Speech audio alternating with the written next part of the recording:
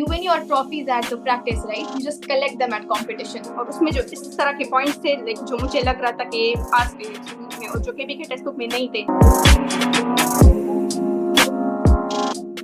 Assalamualaikum everyone. I'm Zainaban Fal, second year MBBS student at KMC and senior associate at Medical Pre-Med.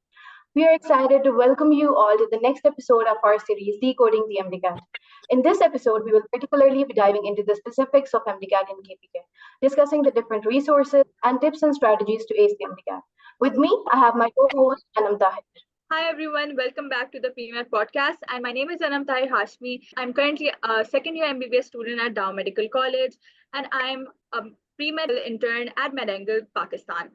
So today we have some amazing guests here with me, Khatija Azmat and Khatija Salim, and they will be guiding you regarding the MDCAT exam, particularly for our friends in KPK. I would like my speakers to introduce themselves and describe their MDCAT journey with a few words. Over to the speakers. Assalamualaikum. I am Khadija Azmat, a first year medical student at KMC right now, and my pre-medical college was Forward Girls College.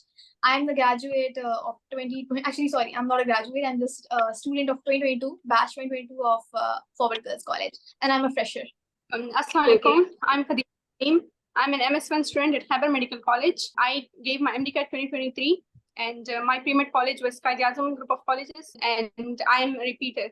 Okay, so first of all, I would like to congratulate you guys for passing the MDCAT and finally getting into your dream university. So firstly, we'll start, and I would want you guys to tell me about what is MDCAT, particularly in KPK. So basically, आप लोगों ने करना ये है कि in this segment you will have to tell me कि जो MDCAT exam है वो KPK में किस तरीके से मुख्तलिफ होता है from other provinces. So basically, what are your thoughts on the pattern, the syllabus, and overall your idea about the KPK MDCAT? Over to you, Khatija Azmat. Okay, so I will start from the very beginning. कि जो KMU MDCAT है, it's just similar as the PMDC के बाकी तमाम MDCATs. Because इसमें भी 200 MCQs होते हैं. We have got 68 MCQs for biology, 54 for chemistry and physics, then 18 for English, and 6 for logical reasoning. It's the same as the other MDCATs.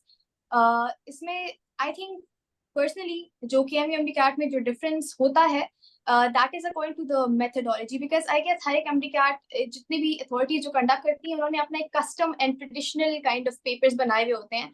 Like I would say जो KMU MDCAT है उसमें physics is very much calculation based, it's application based, chemistry is a bit application based, biology is a kind of rote learning based. तो उनका एक pattern चला आ रहा है जो कि वैसे ही होता है, and that's why you have to prep according to that.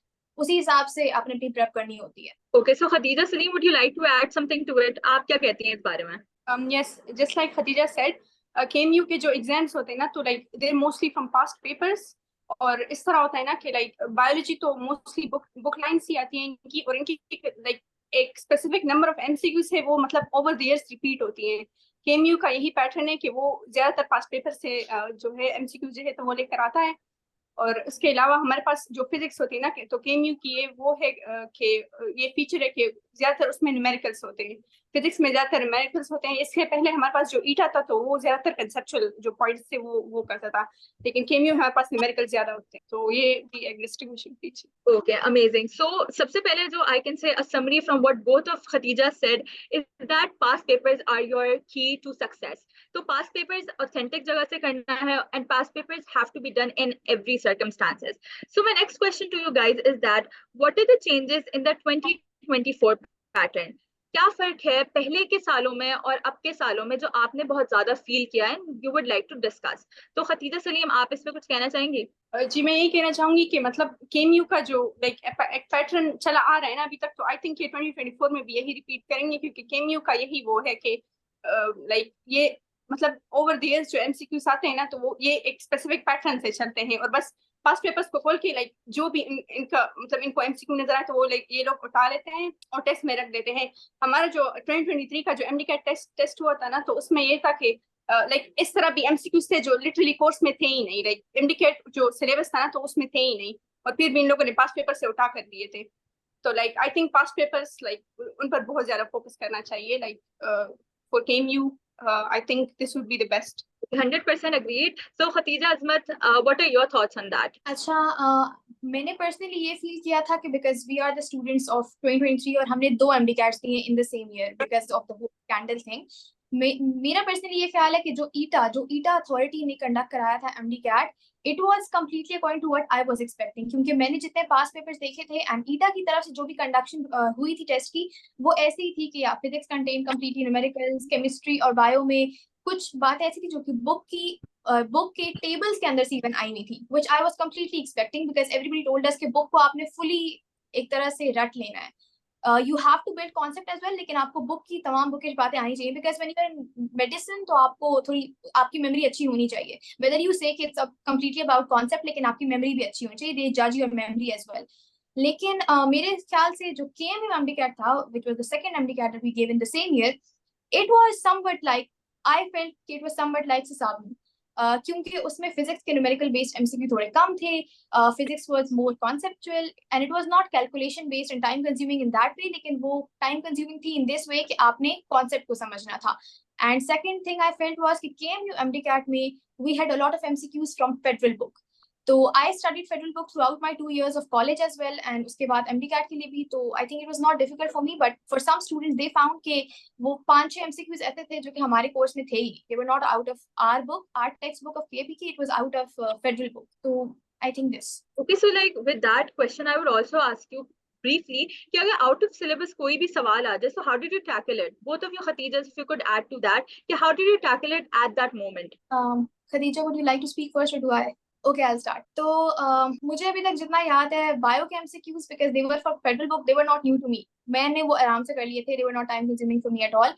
But there was 1 or 2 MCQs in physics जो कि actually हमारे कोर्स हमारी बुक में से ही थे, but they were out of course, out of the PMDC syllabus as well. जो second KMU MD-CAT हुआ था, it was थोड़ा सा mismanaged था because उन्होंने बहुत जल्दी में बनाया पेपर and all that, तो I guess उस वजह से उनसे mismanagement हो गई थी and there was some MCQs जो कि हमारे PMDC के कोर्स में नहीं थे allotted, but they came and first of all तो अपनी मेमोरी से निकालते हो कि यार मैंने कभी तो ये पढ़ा था तो I have to do it, और दूसरा ये कि एजुकेटेड गेस हर एक MCQ पे आई गेस लग सकता है एंड दैट इज अबाउट के कुछ आंसर्स होते हैं जो कंप्लीटली रॉन्ग होते हैं, यू नो कि they are wrong and you know them because अगर आपने किसी भी चैप्टर को थोड़ा भी पढ़ा हुआ है तो यू शुड नो थोड़ा बहुत कि उस चैप्टर के बारे में, कि अगर उससे कोई MCQ आया आपको पता होगा कि कौन से आंसर्स कंप्लीटली रॉन्ग है। बाकी देन वो जो 2 होते हैं, अगर आप एक आध 2 में कंफ्यूज हो गए then just educated guess and go for तुक्का एंड अल्लाह मियां से मदद मांगे। जी KMU का यही है, मैं खदीजा से एग्री करती हूँ क्योंकि KMU का यही है कि लाइक अगर ये आउट ऑफ कोर्स MCQs आ भी जाए ना तो उनके ऑप्शंस इस तरह ये लोग देते हैं कि लाइक कुछ जो ऑप्शंस होते हैं वो बिल्कुल अनरिलेटेबल होते हैं, लाइक तो इंसान को इजीली पता चलता है कि मतलब कौन सा ऑप्शन, लाइक अगर उसने पढ़ा ना भी हो ना तभी उसको पता चलता है कि कौन सा ऑप्शन इसमें आएगा। वो ये बिल्कुल अनरिलेटेड फिर ऑप्शंस देते हैं अगर लाइक आउट ऑफ कोर्स कोई MCQ आ भी जाए। So I think that like it's not a problem, इसके like उसके बारे में like worry नहीं करना चाहिए। और बाकी KMU का मतलब इतना नहीं है, वो ईटा ज्यादातर conceptual होता है। I think like from my point of view I've noticed that ETA is mostly conceptual क्योंकि physics like उसका ज्यादातर conceptual था, ये मैंने नोटिस किया था उस वक्त। और क्योंकि खदीजा ने तो like फेडरल स्टडी किए थे लेकिन मैंने खुद KPK की बुक स्टडी किए थे FSC में, फिर मैंने गैप ईयर में ज्यादातर फेडरल को भी स्टडी किया, तो लाइक उसमें मुझे पता चला कि लाइक जो फेडरल के है ना तो उसको भी साथ साथ में स्टडी करना चाहिए क्योंकि KMU फेडरल से भी देता है, वो जब पास पेपर से उठा कर देता है तो ये नहीं देखता कि लाइक अभी सिलेबस में उन लोगों ने जो दिए है वो MCQs हैं या नहीं। तो आई थिंक KMU की यही वो बात है उसमें। That was very nice of you guys, and you gave like a clear insight about how to basically make up your mind for the KPK MD-CAT. तो आप लोगों ने काफी अच्छी insights they the. With my discussion getting on further to the next step, now मेरे हिसाब से this is the most important question, the need of the hour question, that is कि MD-CAT की तैयारी कब करनी चाहिए? When should one start to prepare for MD-CAT? कुछ बच्चे बोर्ड से पहले करते हैं, कुछ बोर्ड्स के बाद करते हैं, मैंने बोर्ड्स के बाद की थी। What is your take on that? I'll start with Khatija Azmat. What do you say on that? अच्छा, because I think I believe कि इस वक्त जो हमारे viewers होंगे वो mostly वो होंगे जो अभी MD-CAT दे रहे हैं, so I don't want to fear, I don't want to make you guys afraid. मैं अपना personally ये समझती हूँ कि you start studying for MD-CAT from the very first year of your college, pre-med college. Like you basically just become serious in college. It's simple. आप अपनी studies में serious हो जाते हो ताकि later on आपको कोई regrets ना हो. But if we practically deal with it कि अभी क्या करना चाहिए, so I think बोर्ड से पहले एमडीकैट की प्रैक्टिस उस तरीके से ना करें, like don't practice MCQs, board से पहले बोर्ड्स पे फोकस करें, एंड बोर्ड्स के एग्जैक्टली बाद yes everybody wants a break, हर एक को दिल चाहता है कि यार एक हफ्ते की ब्रेक लूं, आराम से बैठ जाऊं, बिकॉज बोर्ड्स में भी इंसान ने ऑब्वियसली बहुत पढ़ाई की होती है, इट्स वो भी एक टेंशन होती है, लेकिन I guess at this point जैसे ही आपके बोर्ड्स हो जाएं, एक दिन का रेस्ट काफी है, उसके बाद स्टार्ट हो जाए अपने एमडीकैट प्रेप पे, and it's very important to utilise that time because of the reason कि आपको बाकी फिर आगे रिग्रेट्स ना हो, मे बी कि यार मैं किसी और कॉलेज जा सकती थी और मैं नहीं गई एंड थिंग्स लाइक दैट। तो आई बिलीव कि जैसे ही आपके बोर्ड्स खत्म हो जाए, just from the next day you start studying for MDCAT, and yeah, like it's because you win your trophies at the practice, right? You just collect them at competition. So I think you should start from the very next day of your boards. Yeah, yes, that was amazing, Khatija. आपने बहुत अच्छी advice दी कि as soon as you're done with the board exams, get on with it so that आपको बाद में regrets हैं. That's like one of the most important golden tips that you have just given right now. So what do you say to that, Khatija Salim? आप क्या कहती हैं इस बारे में? आपने कब तैयारी शुरू की थी? जी असल में मैं तो लाइक रिपीटेड हूँ ना, तो आपके इस क्वेश्चन के लाइक आंसर मैं दो उसमें दे सकती हूँ, लाइक एक फ्रेशर्स के लिए, एक रिपीटर्स के लिए ना। तो फ्रेशर्स के लिए यही है कि लाइक जैसा कि खदीजा ने कहा कि लाइक उनको लाइक बोर्ड के बाद लाइक डायरेक्ट लाइक तैयारी शुरू करनी चाहिए और कंसिस्टेंट रहना चाहिए ना, क्योंकि फ्रेशर्स के बाद तो टाइम बहुत ज्यादा कम होता है ना, उनके पास लाइक टाइम भी कम होता है। And for repeaters I would say कि लाइक मेरा जब एमडीकैट लाइक क्लियर नहीं हुआ था ना 2022 में, तो I started my study from December. मैंने दिसंबर से स्टार्ट किया, like I literally started, like मैंने बिल्कुल टाइम वेस्ट नहीं किया था, तो मैंने दिसंबर से स्टार्ट किया and I was consistent, like every day I would like मैं थोड़ा सा कवर करती लेकिन जरूर कवर करती। तो my tip would be to stay consistent for repeaters, like बिल्कुल भी लाइक आप स्किप ना करें और थोड़ा सा करें डेली, लेकिन करें और लाइक बिल्कुल उसको अपने माइंड में बताएं। मोस्टली लाइक आपके पास टाइम ज्यादा है ना, तो आप प्रैक्टिस भी बहुत ज्यादा कर सकते हैं, तो चैप्टर वाइज प्रैक्टिस भी साथ साथ में करें और साथ में मॉक टेस्ट भी, आपके पास बहुत ज्यादा टाइम है, बहुत ज्यादा। तो इसमें लाइक आपको लाइक बहुत सारे रिपीटर्स इस तरह होते हैं कि वो डिप्रेशन में चले जाते हैं। डिप्रेशन में जाने से अच्छा है कि आप कंसिस्टेंट रहे, आप लाइक बुक्स पे तवज्जो जाए, तो आपको इतना टाइम भी नहीं मिलेगा कि आप डिप्रेशन में चले जाए। फॉर मी दिस वाज, ये मेरा हाल था और मैं लाइक स्टार्ट से ही कंसिस्टेंट थी। जनवरी से तकरीबन बुक्स मैंने खत्म किए हुए थे, उसके बाद मैंने प्रैक्टिस भी स्टार्ट की, साथ साथ मैंने लाइक कई बार बुक्स को रिवाइज किया। तो I think that would be the tip for repeaters to stay consistent. अच्छा, I would like to points in this, Anam. For sure. एक बात मेरी ये है कि because I am a fresher, तो मैं कुछ फ्रेशर्स को यही एडवाइस दूंगी, because some freshers think and I also thought that back in the time कि यार रिपीटर्स के पास ज्यादा टाइम होता है, so they are already on the top, तो आप नहीं कर सकते, मतलब या फिर आप हर कोई ये सोचता है कि हमारा बहुत थिन चांस है, बिकॉज रिपीटर्स जो हैं वो एक साल से रिपीट करें, obviously they will be maybe they are better at it because अभी तक वो प्रैक्टिस कर रहे थे, बट आई बिलीव कि अब जब मैंने दे दिया है, सो फ्रेशर्स को देखिए प्री कंसीव नोशन कभी नहीं बनाना चाहिए किसी चीज के बारे में कि बस ठीक है हम ये नहीं कर सकते, या फिर हमारा चांस बहुत थिन है, या फिर लाइक बिकॉज मैं बहुत ब्राइट स्टूडेंट नहीं थी तो मतलब इसका मतलब ये है कि now I don't have a chance in this college और इन एजुकेट इन दिस। तो आई गेस के प्री कंसीव नोशन बिल्कुल ना रखें, एंड ये 3 months भी मोर देन इनफ होते हैं if you, I agree with her, consistent जरूर रहना है, because MDCAT में ऐसे होता है ना कि like हर एक दिन बहुत मुश्किल होता है आपके लिए, हर दिन you have to study 8-9 hours a day, which is of course difficult, और फिर especially during the summer vacation a lot of people are going on vacation, उनकी family जा रही होती है vacations पे and they also want to go, लेकिन MDCAT में बस यही वाली बात है कि just make yourself realize कि ये 3 months है, I have to do in it, उसके बाद ताकि मुझे रिग्रेट ना हो, मैं बाद में फुल ऑन 1-2 हफ्ते बल्कि पूरा महीना चिल करूंगी एंड रेस्ट करूंगी।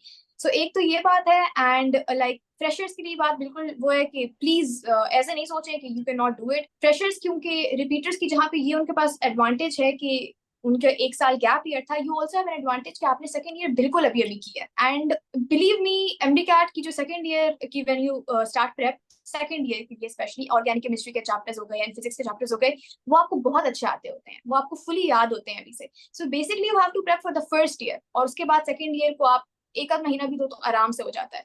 सो ये वाला प्री कंसीव नोशन नहीं रखना अपने अंदर कि रिपीटर्स मुझसे अच्छे हैं, एनीथिंग लाइक दैट, और रिपीटर्स को ये नहीं रखना कि फ्रेशर मुझसे अच्छे हैं, सब बराबर होते हैं एट दिस पॉइंट। जी, फ्रेशर्स का है कि लाइक उन्होंने अभी तक बोर्ड एग्जाम्स दिए होते हैं ना उसी वक्त, तो उनके माइंड में वो सारा नॉलेज बहुत ज्यादा फ्रेश होता है, तो वो लाइक इजीली मतलब कर सकते हैं। So amazing both of you. तो आप लोगों ने बहुत hopeful एक message दिया for freshers by Khatija Azmat and for repeaters by Khatija Salim. So I would just say जो take on message आप दोनों ने दिया from this discussion is that not planning is actually planning to fail. You both emphasize so much on planning, so much on consistency, and so much on being hopeful. So that is very, very important, that MDCAT की journey is not just a journey of understanding, learning and doing all the books and practicing. I think it's a lot about nerves. So वो आपने बहुत एक अच्छा message दिया, and with that I'm gonna just give it over to Zainab. Thank you, Anam. I must say these were some really great insights given by both of the Khatijas. So now moving towards the most important segment, that is how do we prepare for each subject. So now I would like to ask Khatija Salim कि आपने जब अपनी MDCAT के कौन से resources use किए biology के लिए, कहाँ से test practice की, कौन से lectures आपने लिए? जी, बायो के लिए मैं ये कहना चाहूंगी कि लाइक बायो के लिए आपको बुक लाइंस पे ज्यादा से ज्यादा तवज्जो देना चाहिए। सही है, बुक लाइंस जो है these are the most important, और आपको मतलब बुक को रीड करना चाहिए, एक बार नहीं लाइक कई बार, जितना भी आपके पास टाइम होता है आप बायो को बार बार रीड करें, क्योंकि बायो इस तरह है कि वो पॉइंट्स जो इंसान ने जो लाइक कुछ लाइंस मेमोराइज भी किए होते हैं ना, लाइक नॉलेज ज्यादा है ना, बायो का बहुत लाइक वास्ट नॉलेज है, तो वो इंसान से भूल जाते हैं, तो उसको बार बार रिवाइज करना चाहिए।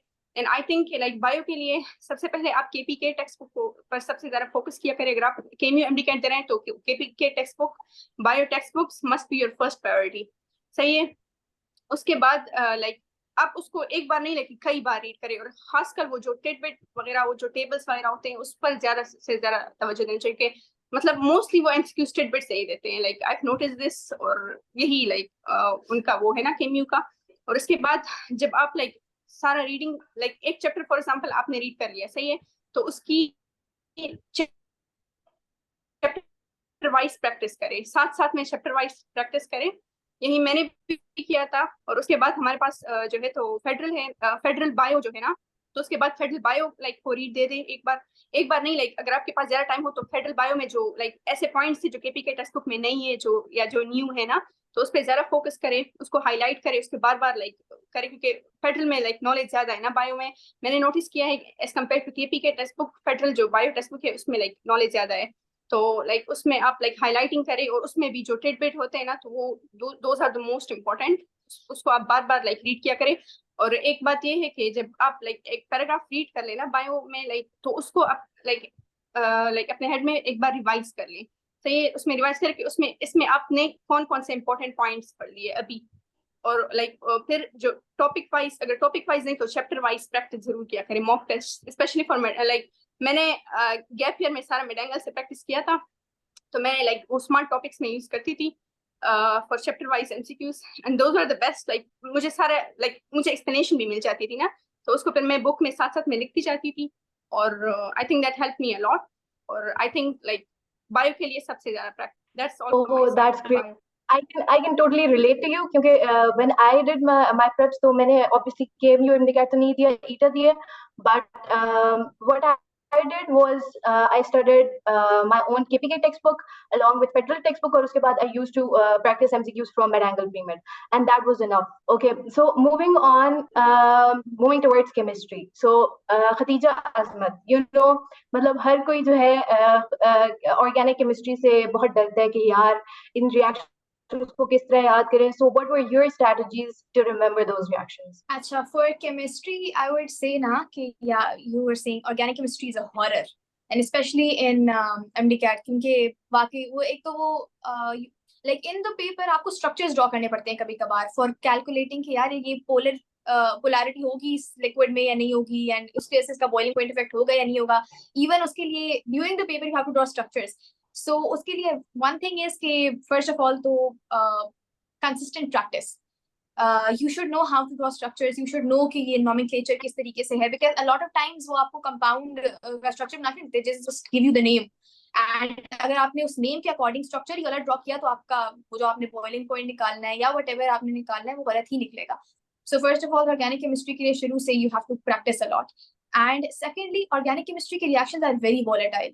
So what I did was कि मैंने अपने लिए एक दो तीन चार I guess या pages का मैंने वो स्टपल करके मैंने उनको लगाया हुआ था, and उस पे मैंने सारे basic reactions लिख दिए थे अपने लिए, जो कि and it is not कि आप शुरू से reactions लिखो और उन्हीं को याद करते रहो. मैंने पहले full on book पढ़ी, because like शुरू में जब मैंने prep start की थी तो 1 or 2 months मैंने proper अपनी books पढ़ी chemistry की full, मैंने जितने भी हमारे course है textbook का वो cover किया, साथ साथ मैं जब वो रिएक्शंस कवर करती थी उसके रीजन मुझे याद आते थे वापस, तो फिर मैं साथ साथ अपने पास उस पे नोट करती थी दो पेपर्स जो मैंने बनाए हुए थे।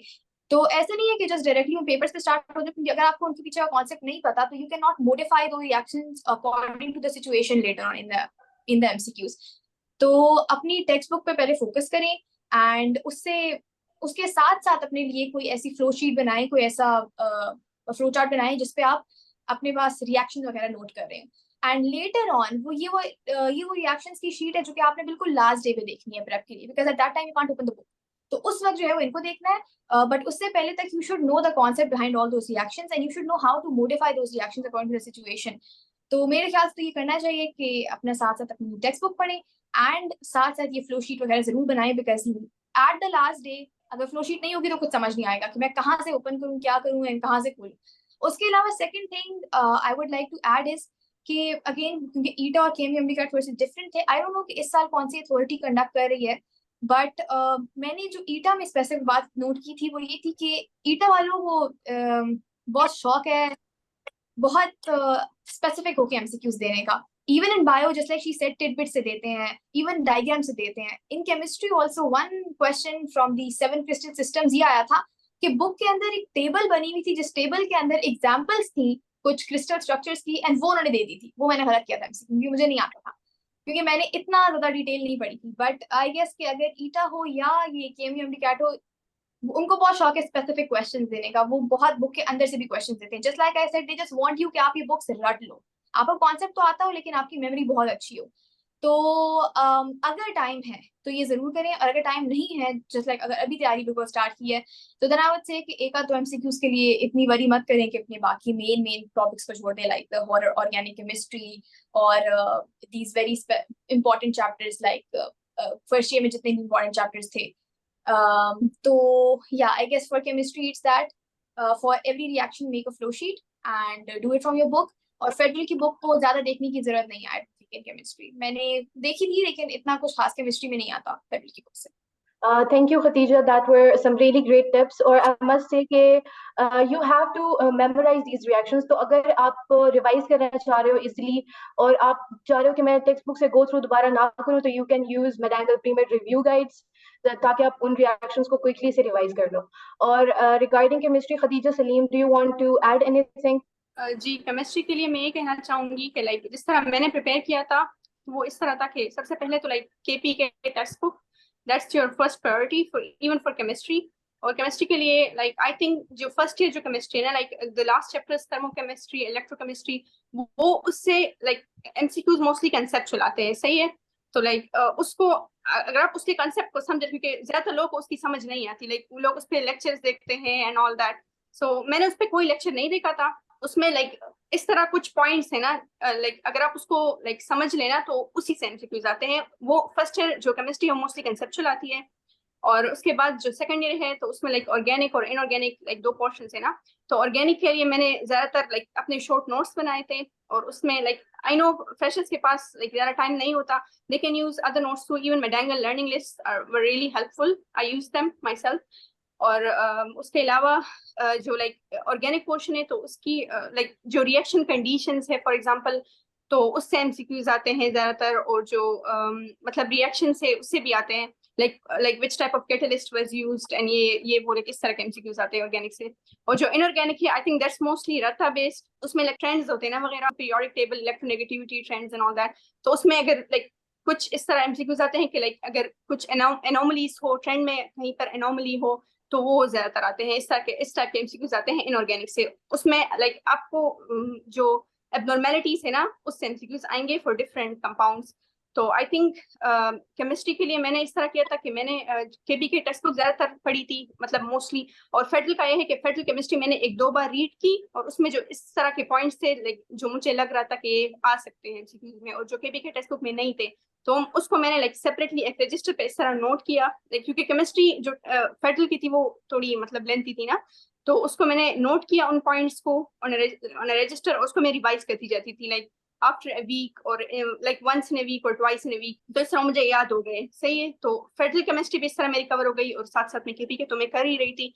और लाइक उसके साथ भी मैं यही कहूंगी कि मैडेंगल स्मार्ट टॉपिक्स से अगर आप उसकी like chapter wise MCQ practice करें, स्पेशली फॉर इनऑर्गेनिक, तो उसको लाइक ज़्यादा डिटेल में कवर किया जा सकता है. So for chemistry I think also maximum practice is required and mock tests too. क्योंकि केमिस्ट्री के भी like 54 MCQs होते हैं ना, so that's a major portion, and that's all from my side for chemistry. Thank you, Khatija Salim. I must say कि आपने बहुत अच्छी insights दी, और I would say कि ईटा में जब मैंने अपना 2022 में अपना ईटा दिया था, तो I remember कि कितनी ज़्यादा हमारे केमिस्ट्री में MCQs आए थे जो इनऑर्गेनिक से थे, एनॉमलीज से और उनसे. तो I would back you up on that point कि एनॉमलीज जो है वो बहुत ज़्यादा इंपॉर्टेंट है ट्रेंड्स वगैरह में इनऑर्गेनिक केमिस्ट्री में. तो मूविंग फॉरवर्ड अब हम बात करेंगे फिजिक्स की. तो फिजिक्स में firstly I would ask Khadija Azmat कि आपने मतलब फिजिक्स की प्रैक्टिस किस तरह की, कौन से रिसोर्सेज यूज किए, and how did you remember those formulas के. मतलब टेक्स्ट बुक में कुछ फार्मूलाज मेंशन होते हैं, लेकिन जो न्यूमेरिकल्स होते हैं वो उन फार्मूला से नहीं आते, उनसे डिराइव होके कैलकुलेशंस करके वो फार्मूलाज आते हैं. तो what would you say about that? Okay, so basically again physics क्योंकि बहुत ज्यादा डिफरेंट थी KMU MDCAT और ईटा में, तो मैं दोनों के हिसाब से बताऊंगी. ईटा was according to my thoughts, जैसे कि मैंने प्रिपेयर की हुई थी, completely calculation based, and I was very well prepared for it क्योंकि मैंने शुरू से बिल्कुल ऐसे ही किया था. When I started prepping up for MDCAT, बिल्कुल अपने बोर्ड्स के बाद, तो मैं फिजिक्स को लेके शुरू से बिल्कुल फॉर्मूला बेस्ड गई. अच्छा, लेकिन ऐसे कभी भी नहीं करें कि फॉर्मूलाज को सिर्फ याद करें एंड बुक को नहीं पढ़ें, बिकॉज बुक में they tell you how to create that formula and how to formulate it. वो बहुत इंपॉर्टेंट होता है, बिकॉज समटाइम्स आपको वो बिल्कुल एग्जैक्ट फॉर्मूला भूल सकता है, लेकिन आपको अगर उसकी फॉर्मुलेशन आती है बैक एंड यू नो कि ये रिलेशन क्यों है. एंड इसके अलावा फिजिक्स में बहुत दफे ऐसे एमसीक्यूज भी आते हैं ना कि लाइक अगर ये चीज 2 times हो गई, ये चीज हाफ हो गई, so then what happens with force. For example F is equal to that K m1 m2 something like that, उसमें क्या होता है. तो फिर इसलिए you should know the relation between things, you should know how to formulate formulas, क्योंकि a lot of times अगर formula भूल गए हैं तो you can create it on your own अगर आपको रिलेशन आता है और आपको टेक्स्ट बुक याद है. सो फिजिक्स को भी शुरू से टेक्स्ट बुक के साथ लेके चलें, बट अगेन अपने लिए फ्लो शीट्स बना दें, फ्लो चार्ट बना लें. मैंने फिजिक्स का अपने लिए खुद नहीं बनाया था, rather so you get these different PDFs from WhatsApp groups वगैरह जो आपने ज्वाइन किए होते हैं, एनीथिंग लाइक दैट. तो बहुत सारे रिसोर्सेज में आपको PDFs बना के दिए होते हैं of all the formulas of physics, तो उनको साथ साथ देख लें with your text book, because also उनमें कुछ ऐसे फॉर्मूलाज मेंशन होते हैं जो बुक में नहीं होते, एंड उनको फॉर्मुलेट करना होता है. और फिजिक्स में ऐसे MCQs आते हैं जिसमें एक फॉर्मूला से निकला हुआ दूसरा फॉर्मूला है, एंड उससे निकला हुआ तीसरा फॉर्मूला यूज हो रहा होता है. सो फिजिक्स में फॉर्मूलाज की फुल ऑन प्रैक्टिस करनी है, उसके अलावा फॉर्मूला बेस्ड MCQs की भी करनी है, क्योंकि MCQs वो जिस तरीके से देते हैं वो घुमा फिर आके बात को देते हैं. And a lot of times in physics वो लोग लाइक दीज अथॉरिटीज MCQs काफी कंफ्यूजिंग देते हैं. समटाइम्स दे डोंट मेंशन किस चीज की लेंथ वगैरह, तो स्टूडेंट्स कंफ्यूज जाते हैं कि इसमें करना क्या है. उसमें यही करना होता है कि अगर आप किस चीज की लेंथ गिवन ही नहीं है तो बस you just take it as 1. ये बहुत बेसिक बात है और ये लोग बहुत दफे ऐसा करते होते हैं. सो फिजिक्स में ये वाली बात जरूर करनी है कि MCQ पे बहुत ज्यादा फोकस करना है, उसको देखना है कि उसमें एक्चुअल चीज क्या मांगी जा रही है. वो बहुत सारी चीजों को कंफ्यूज करके आपको कंफ्यूज करने की कोशिश करते हैं, एंड इसलिए फिजिक्स के MCQs को पढ़ना बहुत आराम से, फिजिक्स के पोर्शन को काफी लॉन्ग टाइम दे इन योर टेस्ट, क्योंकि 3.5 hours का टेस्ट होता है. आई गेस बायोस तक की मैक्स 30-40 मिनट्स में हो जाती है. सो दैट्स व्हाई फिजिक्स के पोर्शन को try to give it like 1 hour and 15 minutes, 1 hour 20 minutes. तो हर एक MCQ की जरूरी नहीं है कि 1 minute, 2 से ज्यादा भी ले सकते हो. Lot of MCQs require that. जो KMU MDCAT था, it was a bit different ETEA से. उसमें जरा ज्यादा कॉन्सेप्चुअल बेस्ड इंतजामों की तरह के MCQs आए हुए थे, इजी MCQs थे, बुक में से थे, but and they did not require formulation या calculations, rather they required your thought process. तो इसलिए आई डोंट नो कि इस साल कौन सी अथॉरिटी कंडक्ट कर रही है, इसलिए दोनों तरीकों से पढ़ो फुल ऑन फिजिक्स को. कॉन्सेप्ट भी फुल उसका ग्रैब करो, लेकिन साथ कैलकुलेशन करना भी सीखो कि सिंपल कैलकुलेशंस कैसे की जाती हैं, लाइक 2 / 5 कैसे होगा, ये आना चाहिए. इस तरीके की सिंपल चीजें, 2 का अंडर रूट क्या होता है, 3 का अंडर रूट क्या होता है, ये सब आना चाहिए फिजिक्स के लिए, I would say. And yeah, I think this is all by my side. Now I would like to ask Khadija Salim कि आपने किस तरह प्रैक्टिस की and how did you manage time during the test? Physics के लिए इस तरह है कि लाइक फिजिक्स में मैंने लाइक जब मैं चैप्टर रीड करती थी ना, तो चैप्टर रीड करने के स्टार्ट से मैं एक फॉर्मूला शीट बनाती थी. सही है, उस फॉर्मूला शीट पे मैंने लाइक उस चैप्टर में जितने फॉर्मूला लाइक थे उसको मैं सारा एक शीट पे लाइक लिख लेती थी, उसको स्टेपल कर लेती थी. सही है, चैप्टर के स्टार्ट लाइक वाले पेज के साथ. तो फिजिक्स में भी मैं यही कहना चाहूंगी कि फिजिक्स में मोस्टली वो लोग कंसेप्चुअल MCQs लेकर आते हैं वो उस MCQs को लाइक इस तरह लेकर आएंगे कि आप कंफ्यूज हो जाएंगे। आप बिल्कुल आप कहेंगे कि इस MCQs को तो मैंने पहले कभी देखा ही नहीं है, लेकिन आप जब उस पर फोकस करें ना तो वो वही टॉपिक होता है, उसको थोड़ा घुमा फिरा के दिया होता है। तो लाइक इस तरह वो आपसे लाइक इस तरह एक क्वांटिटी होगी, like for example magnetic field strength या इस तरह वो आपसे लाइक यूनिट पूछेंगे, लेकिन टेस्ला लाइक उसका unit like for example Tesla है ना, तो वो यूनिट देने की बजाय लाइक उन्होंने थोड़ा खुल कर लिखा हुआ होगा, सही लाइक kg मीटर पर सेकंड इस तरह में लिखा होगा, तो वो थोड़ा सा कंफ्यूज करने की कोशिश करते हैं। लेकिन फिजिक्स से डरना बिल्कुल भी नहीं है। फिजिक्स को लाइक कंसेप्चुअली अगर आप एक अप्रोच दे देना तो कंसेप्चुअल अप्रोच से आई थिंक फिजिक्स बहुत इजीली कवर हो सकता है। लाइक उससे इतना डरने की जरूरत नहीं है। लाइक बहुत सारे स्टूडेंट्स फिजिक्स से बहुत डरते हैं, लेकिन उसमें लाइक अगर आप थोड़ा से लाइक मैं एक यूट्यूब चैनल रिकमेंड करना चाहूंगी, if that's okay, physics in seconds. उससे मैंने अपने मेजोरिटी के चैप्टर जो कंफ्यूजिंग चैप्टर्स है like for example electrostatics, electromagnetism, ये थोड़े लाइक कंफ्यूजिंग है और थोड़े मुश्किल भी होते हैं स्टूडेंट्स के लिए। इसमें मैंने वो 2 लेक्चर्स दिए थे जो फिजिक्स इन सेकंड वाले लेक्चर है, और जो मतलब उन लोगों ने जो कंसेप्चुअल पॉइंट्स वगैरह बताया इसको मैंने बुक में साथ में लिख लिया। केपी के जो फिजिक्स टेक्स्ट बुक है ना, आई थिंक केपी के टेक्स्ट बुक बहुत लाइक उसको अगर आप सही से पढ़े ना कई दफा और बहुत खुलकर अगर आप से पढ़े तो फिजिक्स का पोर्शन आपका इजीली कवर हो सकता है। और हाँ, साथ में जो एक्सरसाइज में जो MCQs उन लोगों ने दिए होते हैं चैप्टर के एंड में, जो MCQs के पीके टेक्स्ट बुक में, तो उसको आप कोशिश करके खुद सॉल्व किया करें। उसको मैं खुद सॉल्व किया करती थी, उसमें भी ज्यादातर वही न्यूमेरिकल्स होते थे जो चैप्टर में होते थे, वो फॉर्मूलास वगैरह यूज होते थे, वो कंसेप्चुअल अप्रोच होता था।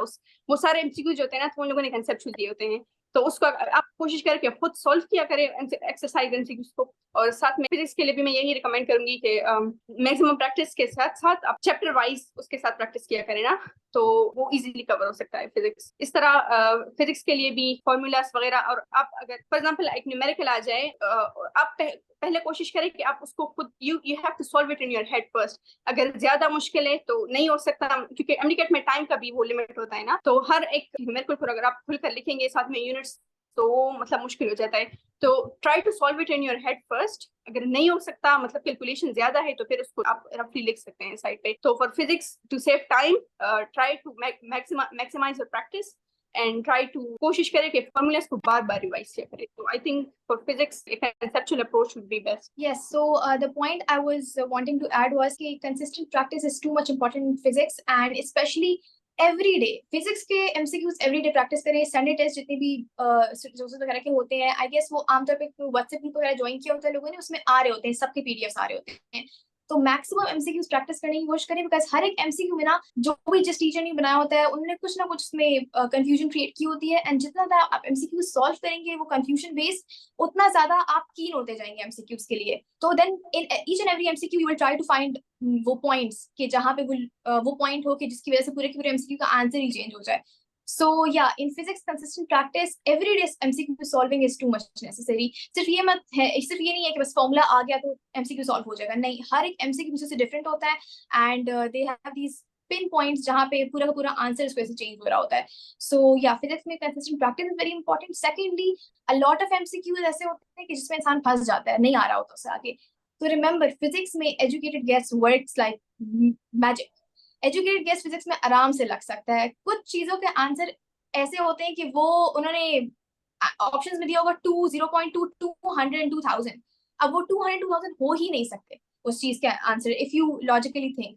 तो इसीलिए फिजिक्स में एजुकेटेड गेस आई गेस जो लगा लेता है ना, वो फिर बहुत अच्छा कर सकता है। सो फिजिक्स में just these 2 things, consistent practice and educated guess. थोड़ा सा अपने माइंड को वो करें कि लॉजिकली थिंक करें, रैशनली।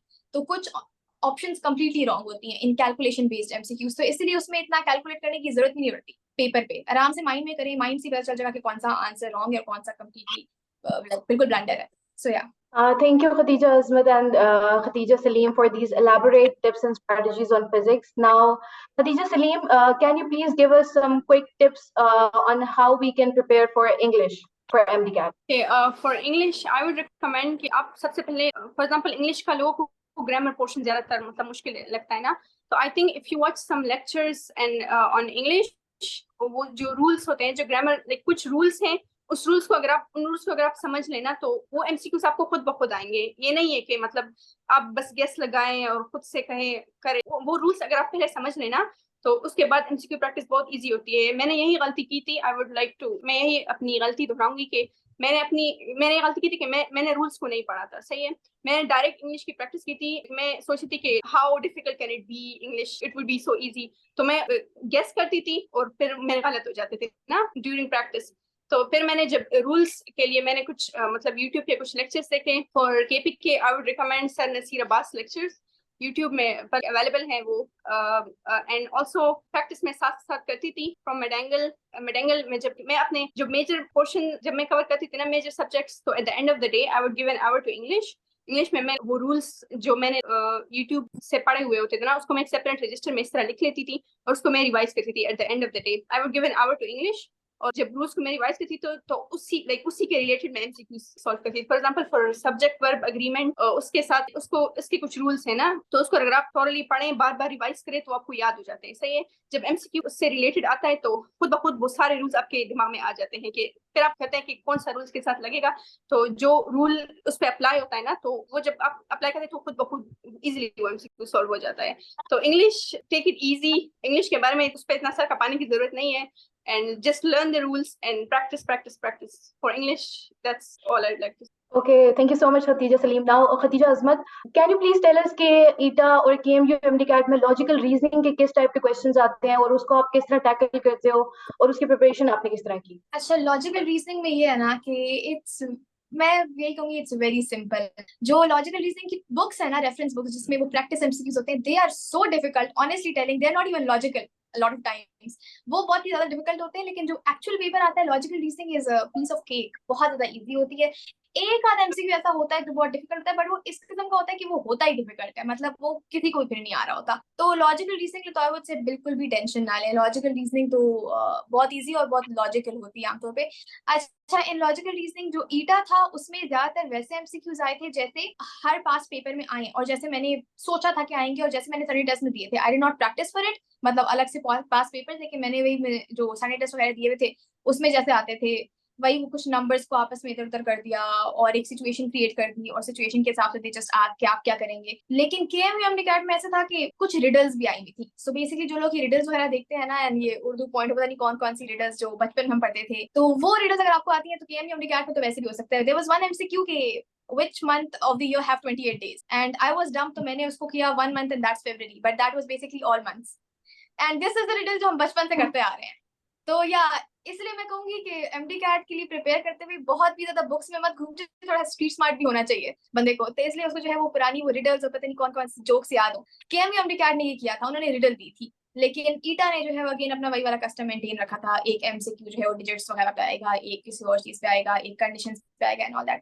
लेकिन overall logical reasoning is an easy portion और हो जाता है आराम से। मैं मैं इंग्लिश के बारे में ये ऐड करना चाह रही थी कि English for me was difficult. तो आई वुड से कि थोड़ा हर कोई डिफरेंट होता है। मेरे लिए इंग्लिश डिफिकल्ट थी। मैंने शुरू से जब इंग्लिश करना शुरू किया था, मैं हर सैटरडे टेस्ट में इंग्लिश में मार खाती, बाकी सब में मेरे मार्क्स अच्छा आएंगे, इंग्लिश में बुरे आ रहे हैं। हालांकि हमेशा से मैंने इंग्लिश अच्छी बोली है, बट देन आई रियलाइज कि जो हम डेली स्पोकन इंग्लिश होती है उसमें मैं बिल्कुल रूल्स फॉलो नहीं करती, मैंने कभी रूल्स फॉलो नहीं किए। But for MDCAT I started following the rules, और वो रूल्स ऐसे थे कि लाइक मिसलेनियस मिस्टेक देते हैं वो इंग्लिश में, एंड इंग्लिश के कुछ वो ऐसे होते हैं सेंटेंसेस जो कि स्पेशली एमडीकैट में आते हैं जो आप डेली कॉन्वर्सेशन में जिनको आप गलत समझते हो। मैनी अ मैन, मुझे नहीं समझ आती कि कैसी इंग्लिश है, लेकिन ये एक रूल है और ये इंग्लिश का मतलब ये बेसिकली वही वाली इंग्लिश है जो कि ऑक्सफोर्ड में मेंशन्ड है, और ये इस किस्म की इंग्लिश है जो कि हम डेली यूज में नहीं बोलते।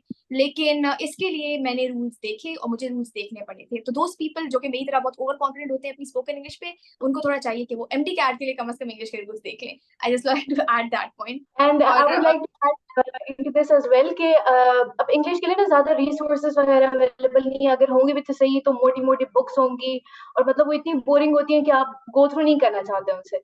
सो फॉर दैट अगर आपको मतलब इंग्लिश के रूल्स जो हैं वो क्विकली गो थ्रू करने हैं, so for that you have to tune into MedAngle premed YouTube channel. उस पे बहुत ही कंसाइज यूट्यूब वीडियोस हैं on subject verb agreement, verbs, adverbs, सारे मतलब ग्रामर आपको वहीं मिलेगी and you can easily go through that.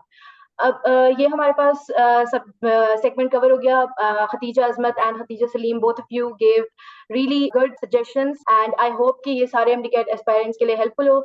And over to you, Anam. So thank you, Zainab. That was a very nice and very much elaborated section. So basically अब एक exciting सा part होगा, very brief, very exciting, so you guys have to be fast.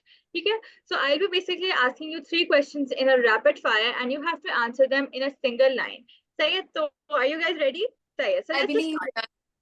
So yeah, question number 1. What are the strategies and how did you prep during the last days of MDCAT preparation? तो आखिरी के दिनों में how did you review, how did you revise everything? Over to you, Khatija. Azmat. So PDFs, your flowcharts, your flow sheets, pet questions होते हैं, especially KPK वाले like to repeat these things. तो इसलिए those pet questions, those PDFs, those flowcharts, and less tension, थोड़ी tension कम ले last days में, and especially last day पे just sleep at 10 or 9.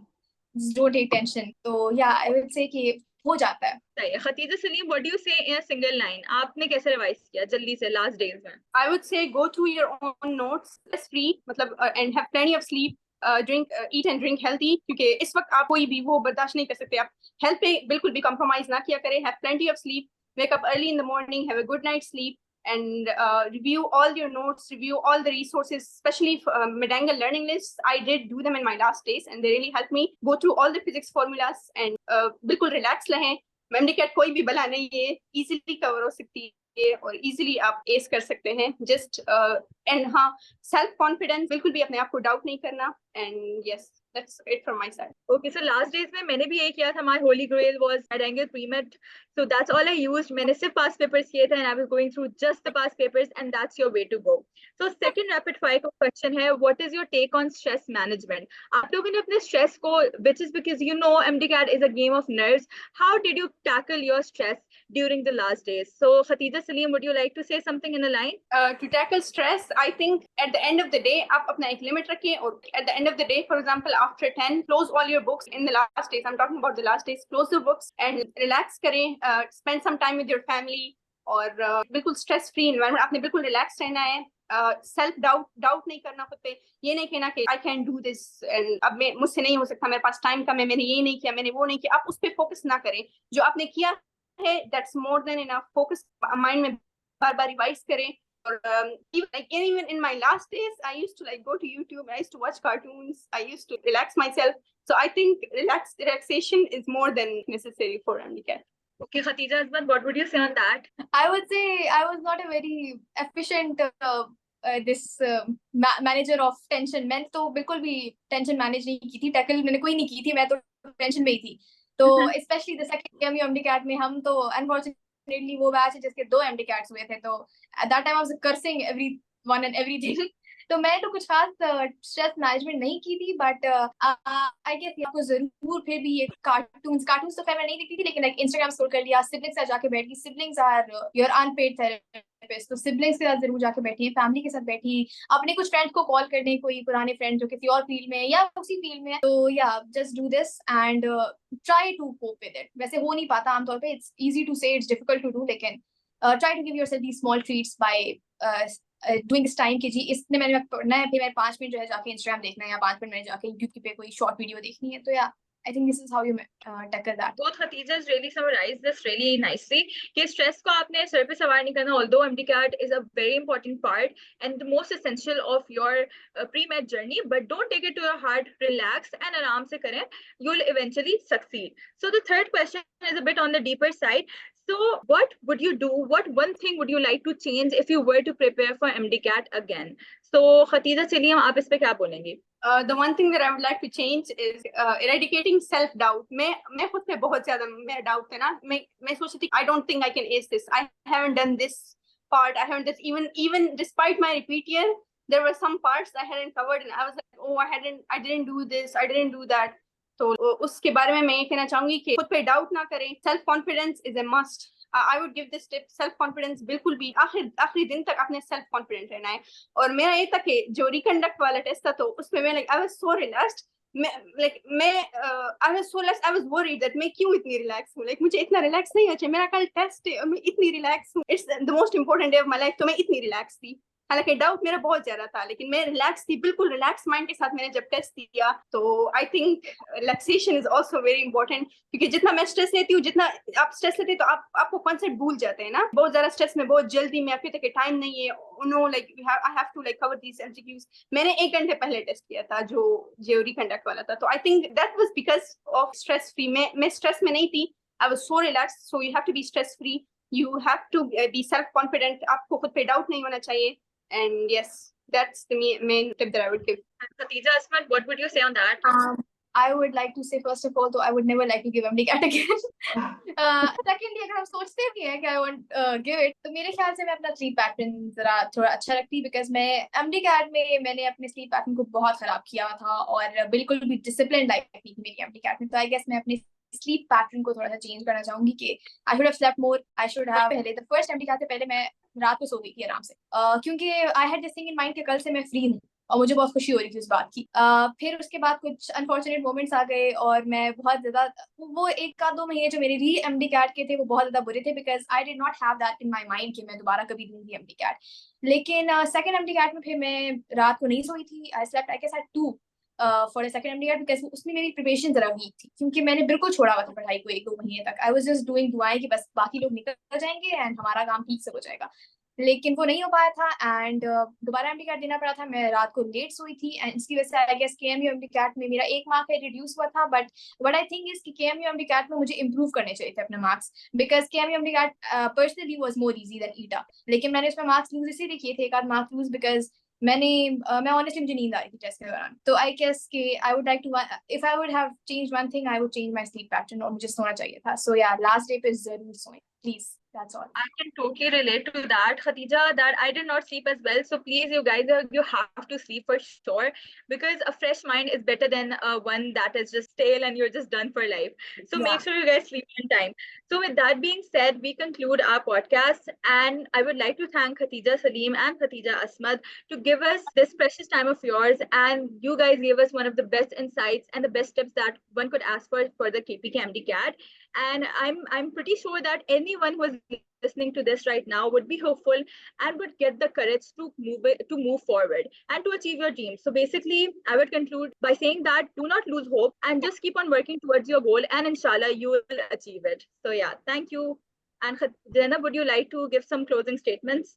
Yes, I would like to say thank you so much, everyone, for tuning into our podcast. And I would just say that your dedication and hard work are your greatest asset. Believe in yourself, stay focused, and don't hesitate to reach to us for help whenever you need it. You can always reach out to us on our socials, on our Instagram, Facebook, and best of luck for your MDCAT. Best of luck, guys. Bye everyone.